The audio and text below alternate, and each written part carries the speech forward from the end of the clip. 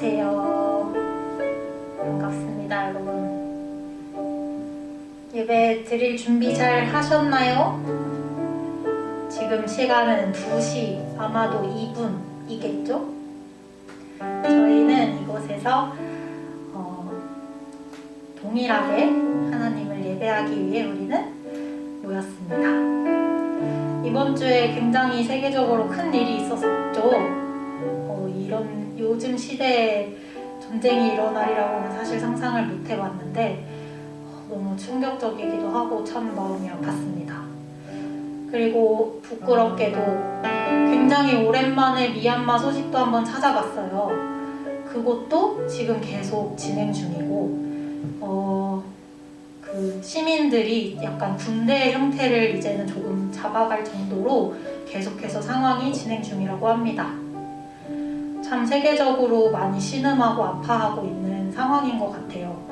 그래서 이쯤 예배를 준비하면서 이런 기도 제목을 함께 나누는 게 좋을까 좀 고민이 되었지만 우리는 하나님을 기대하며 나오는 공동체잖아요. 하나님의 은혜를 바라며 나아가는 공동체인 만큼 하나님께서 우리를 예배할 수 있게 해주셨으니 예배할 수 없는 자들을 위해서 하나님께 은혜를 구하고 그들에게 주님의 은혜가 있기를 구하는 것도 우리의 몫이겠다, 이런 생각이 좀 들었습니다. 바라기는 여러분에게 정말 충만한 은혜가 임하기를 소망합니다. 그리고 우리에게 있는 그 충만한 은혜가 동일하게 예배할 수 없는 자들에게도 하나님이 너무나 아파하시며 바라보고 있는 모든 곳에도 동일하게 임하기를 바랍니다. 우리 기도하는 마음으로 함께 찬양할까요?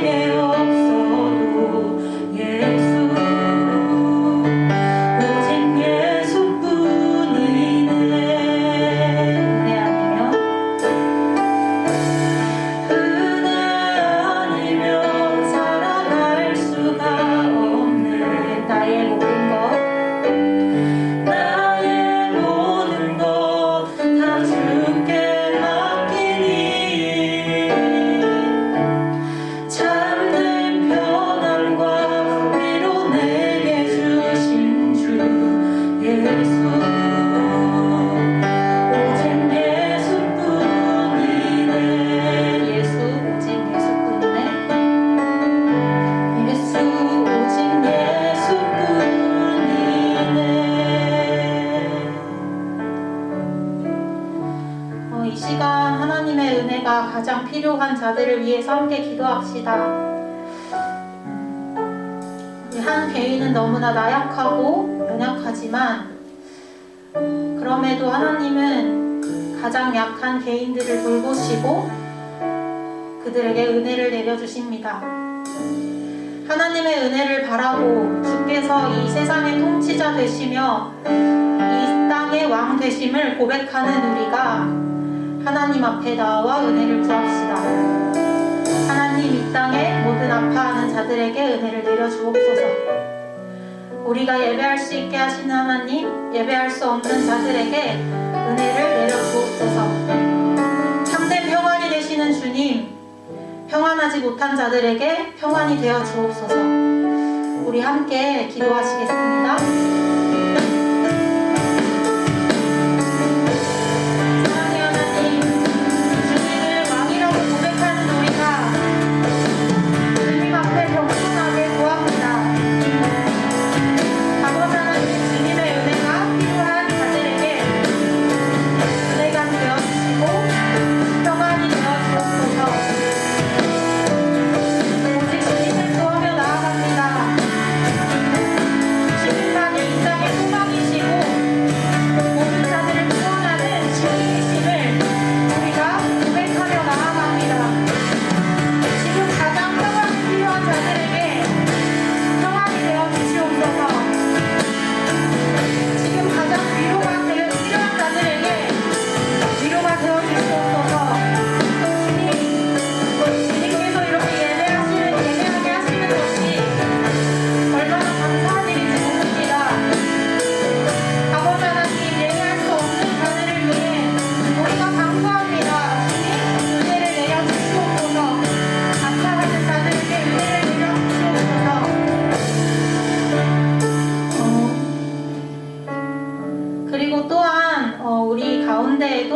주님께서 은혜를 풍성하게 내려주시기를 함께 기도합시다. 하나님, 이 예배 가운데 우리의 많은 고민과 많은 생각과 우리의 많은 삶을 주님 앞에 내어드리며 나아갑니다. 주님, 우리 삶에는 기쁠 때나 슬플 때나 정말 주님이 필요합니다.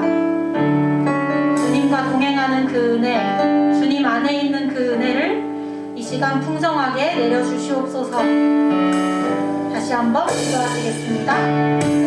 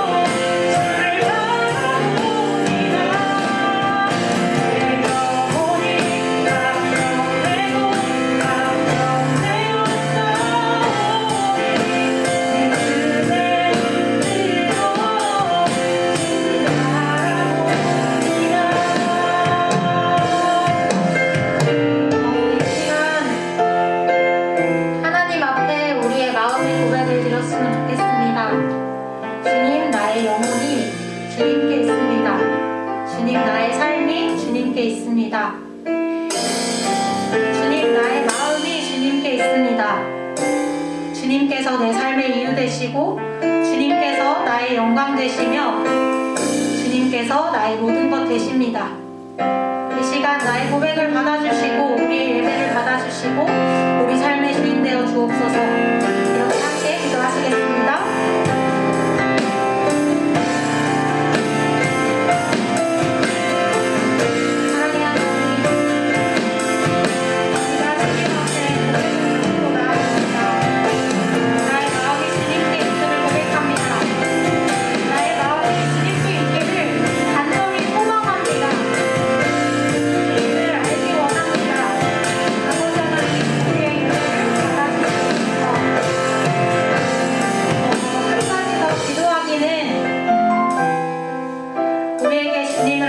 주셔서 우리의 믿음의 눈이 주님을 보게 하시길 간절히 기도합시다. 이 땅을 지으신 하나님을 우리가 모두 이해할 수 없지만 믿음의 눈으로 주님을 보게 하시길 간절히 기도합시다.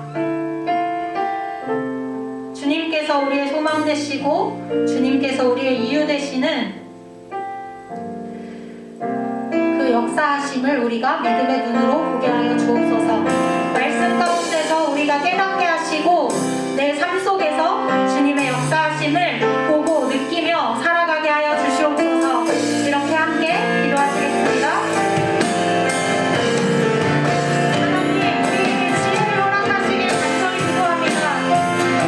우리의 마음의 고백을 들으시는 주님, 우리가 정말 믿음의 눈으로 주님을 보기를 간절히 기도합니다. 우리 삶의 살아 역사하시는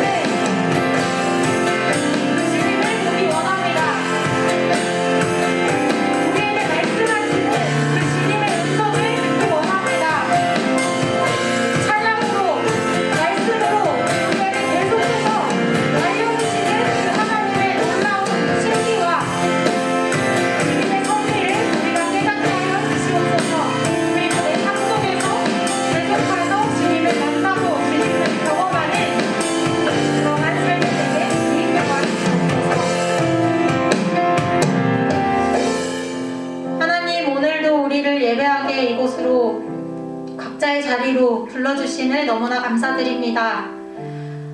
주님의 은혜를 사모하며 나아갑니다. 주님을 사모하며 나아갑니다.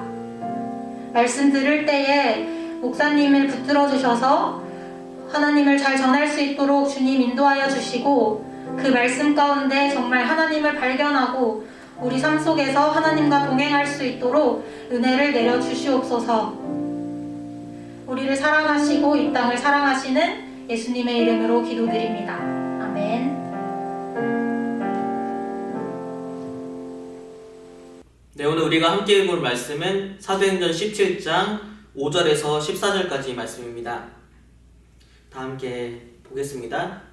그러나 유대인들은 시기하여 저자에 어떤 불량한 사람들을 데리고 떼를 지어 성을 소동하게 하여 야손의 집에 침입하여 그들을 백성에게 끌어내려고 찾았으나 발견하지 못하매 야손과 및 형제들을 끌고 읍장들 앞에 가서 소리질러 이르되 천하를 어지럽게 하던 이 사람들이 여기도 이르매 야손이 그들을 맞아 들였도다. 이 사람들이 다 가이사의 명을 거역하여 말하되 다른 임금 곧 예수라 하는 이가 있다 하더이다 하니 무리가 읍장들이 이 말을 듣고 소동하여 야손과 그 나머지 사람들에게 보석금을 받고 놓아주니라. 밤에 형제들이 곧 바울과 실라를 베레아로 보내니 그들이 이르러 유대인의 회당에 들어가니라. 베레아에 있는 사람들은 데살로니가에 있는 사람들보다 더 너그러워서 간절한 마음으로 말씀을 받고 이것이 그러한가 하여 날마다 성경을 상고하므로 그 중에 믿는 사람이 많고 또 헬라의 귀부인과 남자가 적지 아니하나 데살로니가에 있는 유대인들은 바울이 하나님의 말씀을 베레아에서도 전하는 줄을 알고 거기도 가서 무리를 움직여 소동하게 하거늘 형제들이 곧 바울을 내보내어 바다까지 가게 하되 실라와 디모데는 아직 거기 머물더라. 아멘. 우리가 계속해서 사도행전을 통해서 바울의 2차 선교 여행을 살펴보고 있죠. 그 내용을 다시 한번 정리를 해보면 처음으로 이제 마게도냐 유럽으로 간 곳이 바로 우리가 지난주에 나눴던 빌립보 성이었습니다. 거기서 있었던 이야기를 간단하게 정리하면 먼저 자색 옷감을 만드는 루디아를 만났고 그와 그 가족이 구원을 받게 되었습니다. 그리고 그 가정은 이 빌립보 교회의 중심지가 되었죠. 자, 그리고 나서 빌립보 성에 있는 귀신 들린 여종을 쫓아내는 사건이 있었죠. 그것으로 인해서 바울과 실라는 감옥에 갇히게 됩니다. 하지만 감옥에서 하나님을 찬송하고 기도하는 것을 통하여서 이들은 착고가 풀리고 메인바 되어서 복음을 전할 수 있게 되었고 간수 중에 한 명 그리고 그 가정이 구원받는 은혜가 있었습니다. 자, 이렇게 빌립보에서 있었던 내용의 에피소드를 잠깐 정리하고 이제 오늘은 두 번째 성 바로 데살로니가로 가는 내용이 나오게 됩니다. 데살로니가라는 지역은요 로마에서 아시아로 향하는 아주 큰 대로가 있는 도시였습니다. 그 당시 로마가 왜 이렇게 패권을 쥐고 온 나라를 다스릴 수 있는가 여러 가지 분석들이 있는데 그 중에 하나는 바로 마차가 다닐 수 있는 길을 아주 잘 놨기 때문입니다. 그렇기 때문에 군대도 수월하게 이동할 수 있었고 또 물자들도 쉽게 이동할 수 있어서 그래서 강한 군대 또 여러 가지 교류를 활발하게 할 수 있었기 때문에 길을 잘 닦은 것이 로마가 패권을 잡은 중요한 원인이었다. 그렇게 많이 분석을 합니다. 그렇기 때문에 이 로마에서 아시아로 향하는 큰 길, 이 길이 있었던 데살로니가는 확실히 풍부하고 또 중요한 거점이 되는 도시였습니다. 바울은요, 이 선교를 할 때 중요한 전략이 하나 있었는데요. 바로 아주 중요한 도시를 먼저 방문한다는 것입니다. 그 도시에 방문해서 낯선 곳에 가면 바울이 가장 먼저 찾는 곳은 바로 회당이었습니다. 회당에서는 자신이 바리새인이기 때문에 말씀을 언제든지 전할 수 있기 때문이죠. 그렇게 바울은 늘 회당을 중심으로 해서 하나님의 말씀을 전하는 전략을 세웠습니다.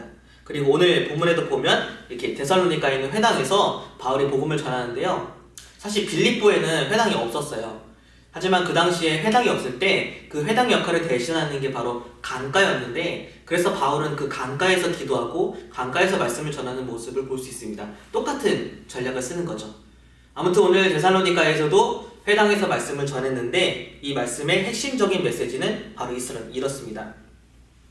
본문을 읽어보면 바울이 자기의 관례대로 자기의 어떤 전략대로 그들에게로 들어가서 새 안식일에 성경을 가지고 강론하며 뜻을 풀어 그리스도가 해를 받고 죽은 자 가운데서 다시 살아야 할 것을 증언하고 이르되 내가 너희에게 전하는 이 예수가 곧 그리스도라 하니.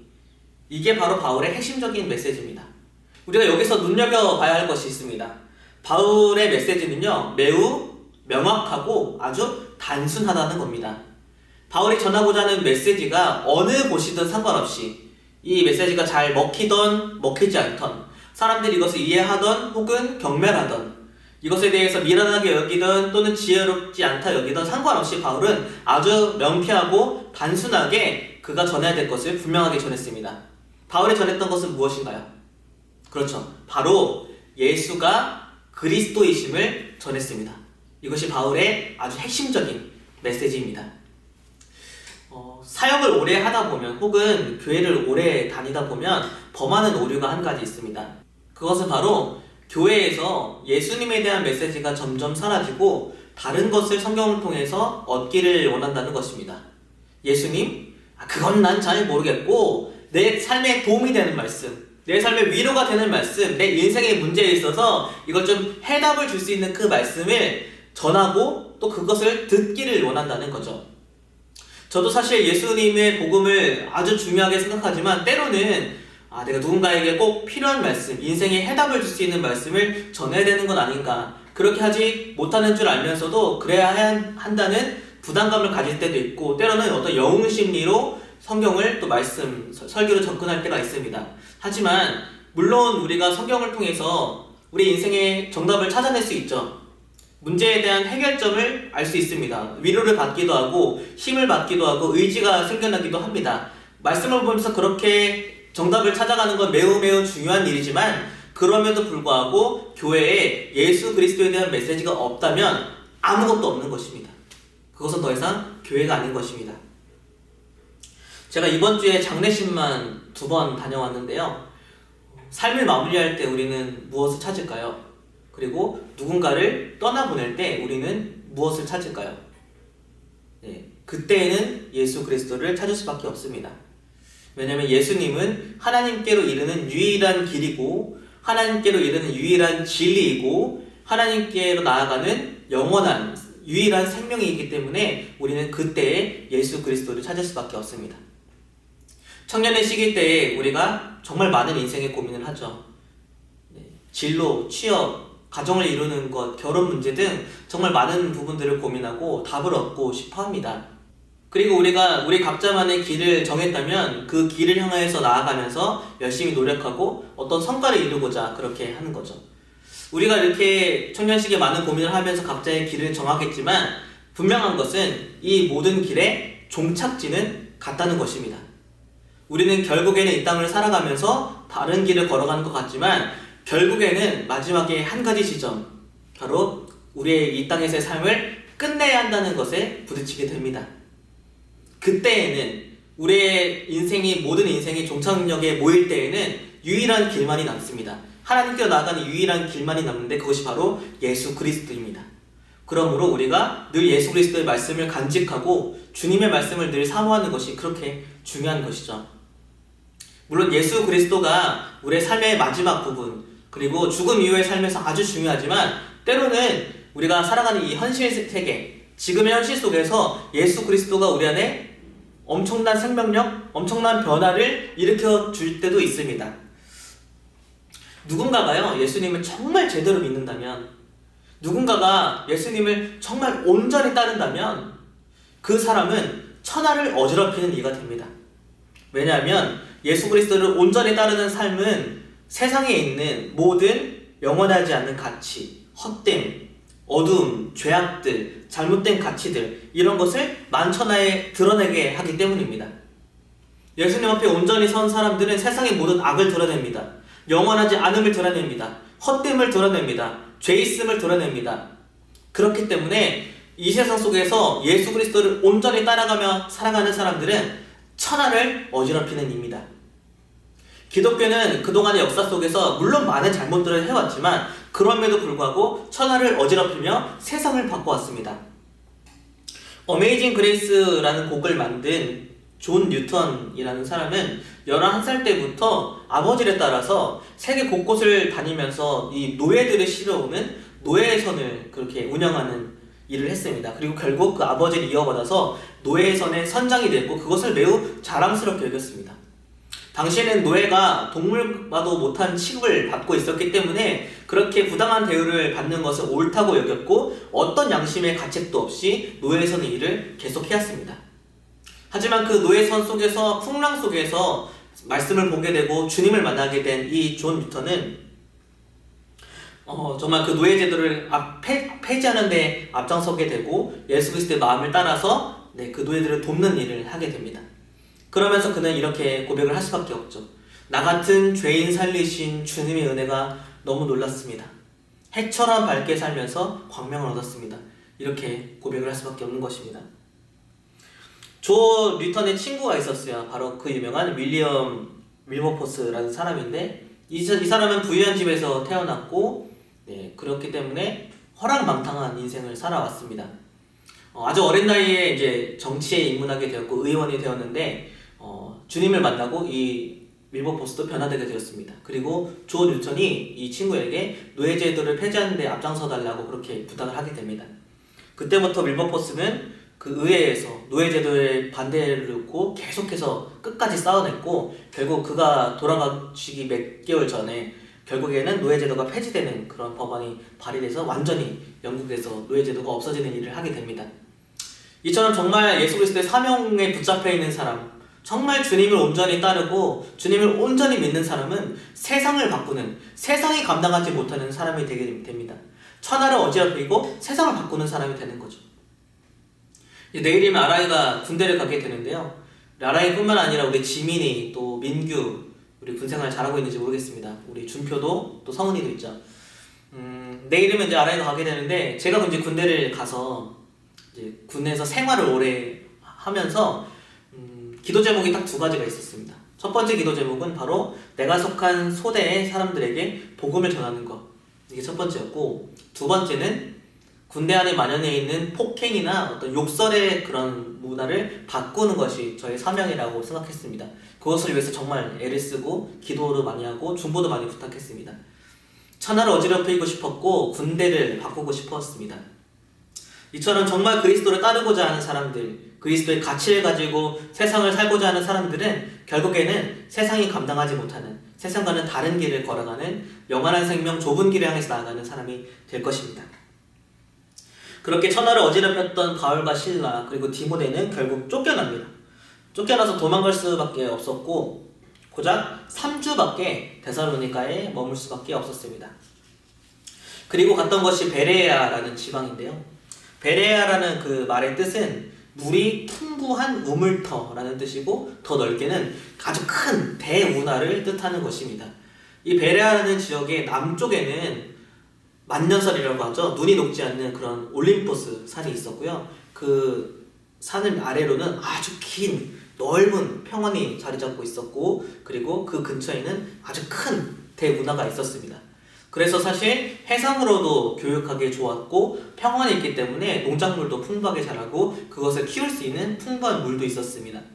이렇게 베레아라는 지방은 정말 풍족한, 너무나 부유한 그런 지역이었고, 그렇기 때문에 이 베레아에 사는 사람들의 그 모습은 대체적으로 어땠냐? 말씀을 보면요, 이 사람들은 너그러운 성품을 가졌다라고 그렇게 성경은 기록하고 있습니다. 여기서 너그럽다라는 표현은 다른 말로 바꾸면 관대하다라는 말의 뜻도 되겠지만, 사실은 원어적인 의미를 더 가깝게 표현하는 말은 고상하다라는 이미지입니다. 삶의 여유가 있었고 풍족했고, 그래서 베레아 사람들은 고상했고, 그리고 오늘 말씀 본문을 보면 말씀을 간절한 마음으로 받았습니다. 간절하다라는 이 뜻은 원어적으로 살펴보면 열의를 품고 있다, 준비가 되어 있다라는 그런 뜻인데요. 이들은 사실 말씀을 받아들일 여유가 있었고 그 말씀을 생각해볼 시간적인 여유, 그 마음의 넉넉함이 있었습니다. 그렇기 때문에 말씀을 계속해서 잘 받아들일 준비가 되어 있었던 거죠. 뿐만 아니라 이 베레아 사람들은 그거 이외에 아주 특별한 모습을 보여주는데요. 11절에 오늘 보면 11절 후반부에 나오는 말씀입니다. 보면 날마다 성경을 상고했다라고 그렇게 기록하고 있습니다. 상고했다라는 단어의 뜻은요, 실험하다, 판명하다라는 뜻입니다. 이게 무슨 뜻일까요? 말씀을 삶으로 가져와서 이 말씀이 정말 진리인지를 직접 실험했다는 겁니다. 말씀을 삶으로 가져와서 이 말씀이 정말 하나님의 능력의 말씀인지를 판명하는 그런 삶의 실천을 보여줬다는 것이죠. 이것이 베레아 사람들이 보여줬던 아주 특별한 모습입니다. 사실은요, 우리의 신앙, 그리고 말씀의 메시지, 그리고 예수님의 가르침은요, 엄청난 순종을 요구합니다. 순종이 없으면 그것은 사실 의미가 없고 그 믿음은 죽은 것입니다. 기독교는요, 하나님의 말씀은 예수님 우리에게 언제나 순종을 요구합니다. 그 말씀을 삶으로 가져가기를 원하시는 거죠. 삶으로 말씀을 살아내본 사람만이, 그 말씀을 직접 실험해보고 판명해본 사람만이 온전한 신앙을 가질 수 있습니다. 우리가 신앙을 삶으로 가져가려고 할 때 정말 많은 노력을 해야 되죠. 그렇지만 우리 마음속에 여유가 없다면, 넉넉한 마음이 없다면, 그리고 무엇보다도 간절한 마음이 없다면, 그렇다면 우리는 그 말씀을 실천하는 것을 더 이상 하지 않게 될 것입니다. 그러므로 우리가 회복해야 될 것은 무엇일까요? 여유 있는 마음, 넉넉한 마음, 그리고 무엇보다도 하나님 말씀을 향한 간절한 마음을 회복해야 합니다. 주님을 향한 간절한 마음을 회복해야 합니다. 하나님의 말씀이 정말 내 삶에서 이루어지기를 원합니다. 하나님 말씀에 살아있음이 내 삶을 통하여서 증명되길 원합니다. 여러분들에게는 그런 간절한 마음이 있으신가요? 신앙이 열심히 아직 불타고 있으신가요? 그것이 사라졌다면 우리 기도합시다. 그걸 잃어버리면요, 우리는 모든 신앙을 다 잃어버리게 됩니다. 우리는 정말 그것을 가장 먼저 회복해야 합니다. 하나님, 나에게 간절한 마음을 부어주십시오. 주님을 찾고자 하는 열망을 나에게 주시길 원합니다. 제 삶이 무너졌고 신앙이 무너졌다면 다시 하나님의 말씀을 향한 간절한 마음을 회복하길 원합니다. 그렇게 우리 기도하는 마음으로 오늘 나아갔으면 좋겠습니다. 사실 베레아는요, 뭔가 말씀의 열매가 많았습니다. 그리고 말씀을 전하기도 전에 사람들의 마음이 이미 준비가 되어 있다는 것을 느꼈고, 그렇기 때문에 아주 침착하게 그리고 주의 깊게 말씀을 전할 수 있었는데요. 이와 반대로 데살로니가는 뭔가 계속 유대인들의 방해도 있고 3주밖에 있을 수밖에 없었고, 뭔가 조급하고 급하게 말씀을 전했던 그러한 지역이었습니다. 하지만 3주밖에 없었던 이 데살로니가에서도 엄청난 신앙의 열매들이 있었는데요. 데살로니가 1장 6절에서 7장을 읽어보면 이렇습니다. 또 너희는 많은 환난 가운데서 성령의 기쁨으로 말씀을 받아 우리와 주를 본받는 자가 되었으니 그러므로 너희가 마게도냐와 아가야에 있는 모든 믿는 자의 본이 되었느니라. 아멘. 네. 환난 중에 있을 때에도 성령의 기쁨으로 말씀을 받기 시작했습니다. 그리고 주님을 본받는 자가 되었습니다. 무엇보다도 그 지역 아가야와 마게도니아 지방에서 가장 믿음의 본이 되는 사람들로 성장을 했다는 것을 볼 수 있습니다.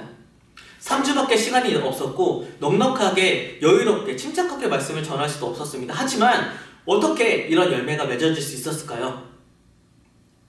그것은요, 단 3주였고 사실은 안식일에만 말씀을 전했기 때문에 3번의 만남, 3번의 말씀 선포만 있었을지 모르겠지만 그 말씀 선포의 내용이 예수 그리스도였기 때문에, 예수가 그리스도였다라는 그 말씀의 선포였기 때문에 그 말씀에 능력이 있는 것입니다. 예수 그리스도 안에 능력이 있습니다. 예수 그리스도만이 우리의 생명을 다시 회복시킬 수 있습니다. 예수님만이 우리를 구원에 이를 수 있게 하고, 예수님만이 우리가 진리 앞에 무릎 꿇게 하고, 예수님만이 우리가 하나님의 뜻에 굴복할 수 있게 합니다. 그렇기 때문에 다른 메시지를 전한 게 아니라 예수가 그리스도이심을 전파했기 때문에 이 사람들 안에서 열매가 맺혀지게 된 것입니다. 그러므로 우리는요, 계속해서 주님의 말씀에 집중해야 합니다.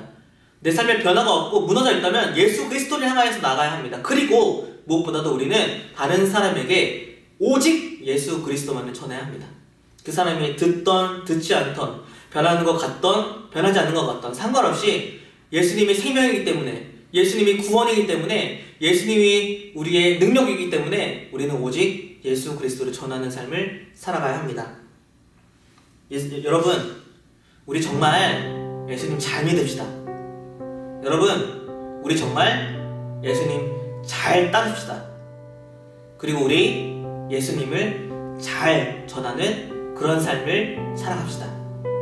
우리 다 함께 기도하도록 하겠습니다. 하나님, 제 안에 주님을 향한 간절한 마음을 잃어버렸습니다. 신앙이 열심히 사라졌습니다. 제 안에 다시 갈급한 마음을 부어주시고 나를 영적으로 살리고 삶을 풀어가 주시며 힘과 용기와 지혜를 주시는 그 하나님 아버지의 능력을 예수 그리스도를 통해서 다시 경험하기 원합니다. 주의 말씀을 향해서 나가는 간절한 마음을 회복하게 하여 주옵소서. 주님의 말씀이 내 삶에서 정말 실천되어지고 그 말씀이 진리임이 내 삶에서 실현되어지는 그런 은혜가 있길 원합니다. 우리 그렇게 함께 기도하도록 하겠습니다. 하나님 아버지, 우리 안에 예수 그리스도를 향한 믿음이 회복되어지길 원합니다. 간절함이 회복되어지길 원합니다. 주님을 찾고자 하는 마음이 있기를 원합니다. 하나님, 인도해 주시고 도와주셔서 주님을 찾을 때 하나님 분명한 말씀으로 우리를 이끌어 주시고 그 말씀이 우리의 삶을 변화시켜 주셔서 하나님 말씀이 우리의 삶에서 능력 있게 역사하시는 것을 우리가 경험하고 맛보기를 원합니다. 생명의 말씀이 진리이신 예수 그리스도가 우리를 새롭게 하고, 그래서 하나님 우리가 세상을 감당하지 못하게 하는 그러한 믿음의 사람으로 더 서 있기를 원합니다. 주님, 그렇게 우리를 만져주시옵소서. 우리 한 가지만 더 기도하도록 하겠습니다. 내일 이제 아랑이가 입대하게 되는데 우리 아랑이가 건강하게 잘 다녀올 수 있도록 기도해 주시고, 아랑이뿐만 아니라 우리 지민이, 그리고 우리 민규, 그리고 성은이, 또 준표를 기억하여 주시고 그 군생활 속에서 신앙 잘 지켜가게 하시며 그 속에서 하나님의 말씀으로 주님의 마음으로 그렇게 다른 사람에게 예수 그리스도를 드러내는 멋진 삶을 살아갈 수 있도록 도와달라고 함께 중보하며 기도하겠습니다. 하나님 아버지, 기도합니다. 이제 군대를 가게 되는 우리 아랑이를 붙들어 주셔서 주님 담대하게 그 군생활 잘 감당할 수 있게 하여 주시고 건강 지켜주시며 좋은 믿음의 사람들 만날 수 있도록 채워주시기를 인도해 주시기를 원합니다. 우리 아랑이, 그리고 지민이, 민규, 그리고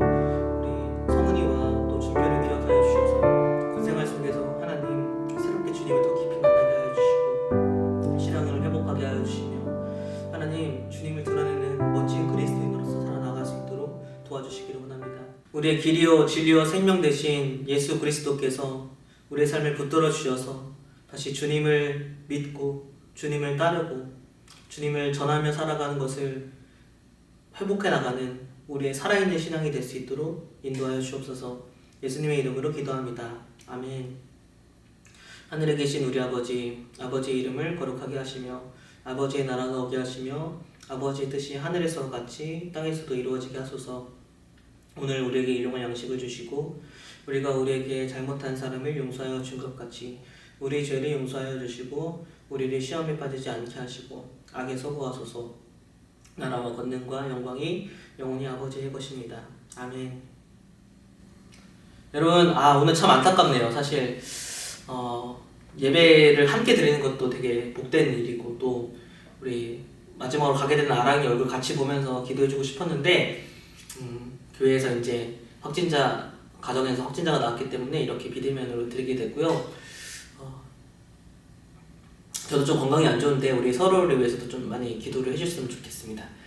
그리고 이제 예배 끝나자마자 제가 그 청년부 카톡방에 줌 링크를 보내드릴게요. 그래서 그 링크에 접속하셔서 다 같이 모여서 얼굴 보면서 같이 인사하면서 무엇보다 우리 아랑이 좀 보내주고 또 셀별로도 좀 그렇게 교제를 하는 시간을 가졌으면 좋겠습니다.